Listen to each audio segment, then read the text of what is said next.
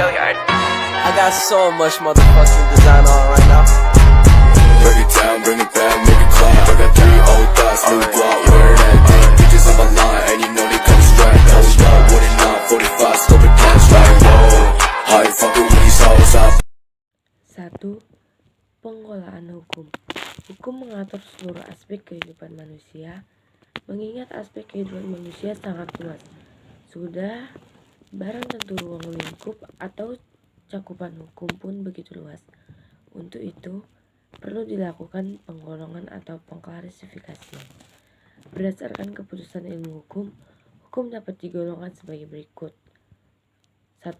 Hukum undang-undang, yaitu hukum yang tercantum dalam peraturan perundang-undangan. 2. Hukum kebiasaan, yaitu hukum yang terletak dalam aturan-aturan kebiasaan. 3. Hukum traktat, yaitu hukum yang ditetapkan oleh negara-negara di dalam suatu perjanjian antar negara.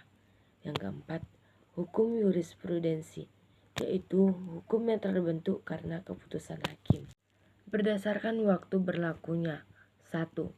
Yaitu hukum yang berlaku sekarang bagi suatu masyarakat tertentu dalam suatu daerah tertentu.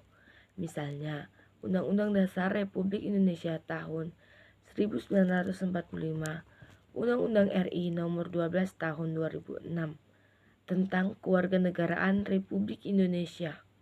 Yang kedua, hukum negatif, yaitu hukum yang diharapkan berlaku pada waktu yang akan datang. Misalnya, undang-undang atau RUU. Berdasarkan cara mempertahankannya. 1. Hukum material, yaitu hukum yang mengatur hubungan antara anggota masyarakat yang berlaku umum tentang hal-hal yang dilarang dan dibolehkan untuk dilakukan. Misalnya, hukum pidana, hukum perdata, hukum dagang, dan sebagainya. 2. Hukum formal, yaitu hukum yang mengatur bagaimana cara mempertahankan dan melaksanakan hukum material.